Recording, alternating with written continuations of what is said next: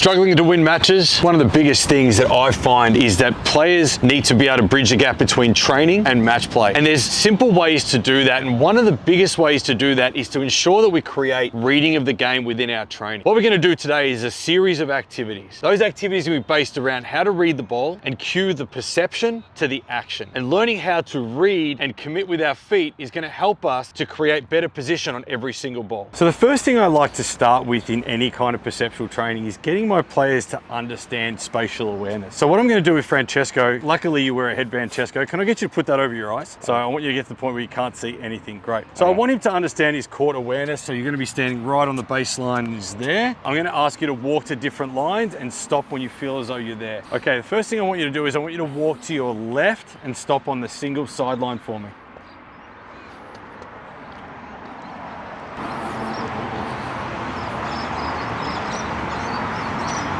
Pretty good. Yeah. Okay, now you're going to turn back and come back to the way you came, and I want you to stop on the single sideline on the other side of the court. Oh God.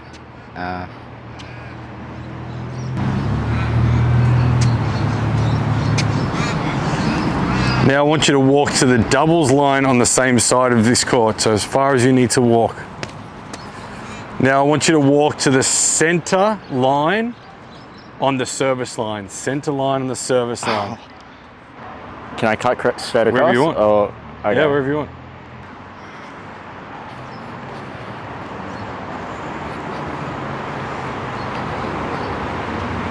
Now I want you to walk backwards until you reach the baseline.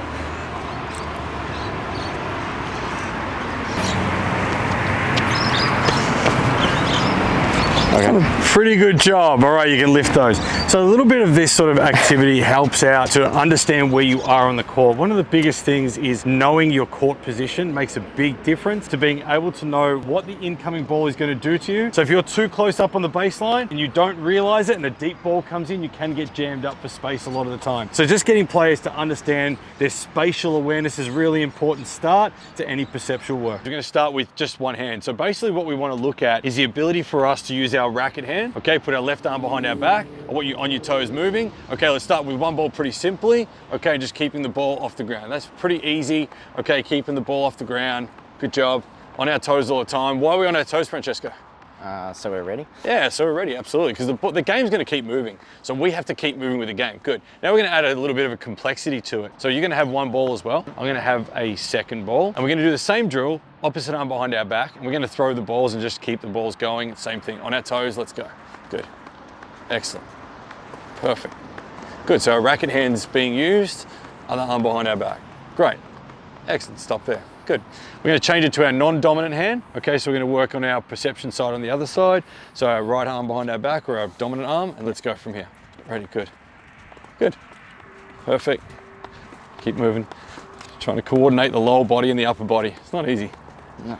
Good. Excellent. And stop.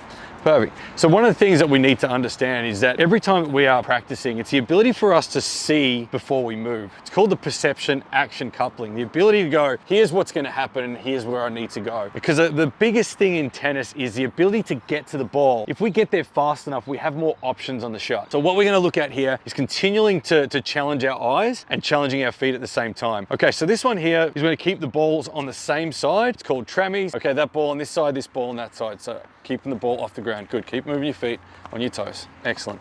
It's a really good way to actually start a session in terms of a warm-up, or it could be part of a pre-match to try and trigger both your hands and your feet and also your eyes. Really good. Stop there.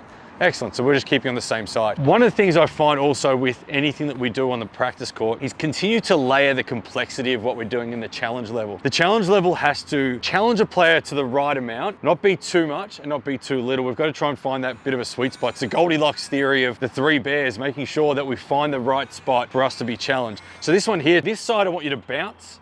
On this side I'm going to throw. Okay, so this ball has to be in the air. This ball has to be down. Okay, ready? On our toes. Good. Good. Perfect. Good. Well done. Good. Rest. Excellent. Oof. It's a tough one, isn't it? What was hard about that? Bounce. Okay, this one throw. Yeah, Bounce. it's really sort of Yeah, cognitive, but right? then your left arm's weak and you don't know what you're doing with it. Yeah, we're having to sort of think on the spot, like, Yeah. and be really conscious with our thoughts. The thing that you want to challenge is not only the movement side of it, but the thinking side of it. In tennis, we're actually making approximately 5,000 decisions per match. So if we can continually create decision-making, problem-solving within what we do, what's going to happen is the player's going to be able to translate that from training into match play. If there's no decision-making, problem-solving, it's really, really hard for us as coaches to get the players to transfer that skill and that knowledge into matches. Okay, so far so good. So we're gonna do a little one here. We're gonna go 2 hands and 2 balls at the same time. So we're gonna keep moving our feet. I'm gonna bounce and you're gonna bounce back. So it's just continually bouncing. Good, so we're challenging each other. You can bounce at different times if you want to. Oh, there we go. Perfect. That was dirty. Good, dirty play. Good. Always moving on our toes. We're anticipating and trying to see where the ball's gonna come. Good job. Oh, yeah, got it. Well done. Yeah. Oh yeah, oh, got him. All right, well done. So always trying to continually challenge and change the challenge. This one here, we're gonna go with underarm throw. Okay, so this one here is 2 balls at the same time, keeping it off the ground, keep moving our feet. Good, perfect. Oh, almost collided those two. Good. Oh, yeah, got him. Yeah. Here we go. Excellent. Great. Awesome, and rest. Good. So we're just continuing to challenge the thinking and continually challenge the skill. So here we're gonna go with our hands up at our eye level, right? And I'm gonna throw the ball into your hands from here. You're gonna throw it back to me. Don't have to move our feet on this one. Go low, wide base. Okay, athletic base. Oh, yes. Throwing it into our hands. Good. Perfect.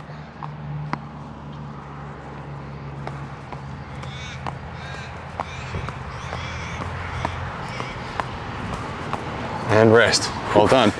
Okay, so you probably see Francesco if you can through the camera, but he's really having to think and he's actually struggling to sometimes comprehend and trying to think cognitively about what he's trying to do. That's the biggest thing with any of this stuff that we do is challenge the athlete, and finding that right spot is the most critical part of either whether we develop them or that we don't. This is a 5-week masterclass of perception into action. What that's going to help you to do is to turn your reading of the ball into the action of hitting the ball to the best of your ability. Stay tuned.